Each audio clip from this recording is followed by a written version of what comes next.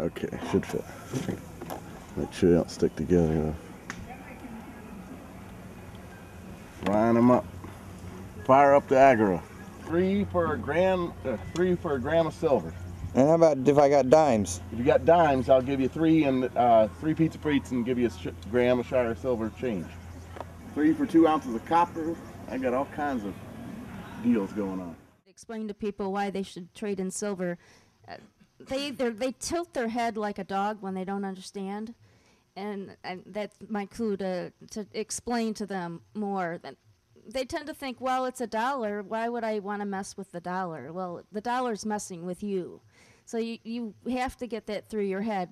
It's not the fact that milk and bread has gone up. The dollar has gone down. And another way I explain it is through the Zimbabwe currency. I sell those when I'm at events, and I explain to them that $50 trillion didn't even buy a loaf of bread in the end of the Zimbabwe currency culture. And the same thing's going to happen to us. We keep printing and borrowing money the way we're doing. Shire Silver model is the idea that you can take just regular old silver, I get it in strip form, and put it into a credit card sized plastic laminate with a paper card inserted as well that has the branding on it. Shire Silver is a brand as well as a model.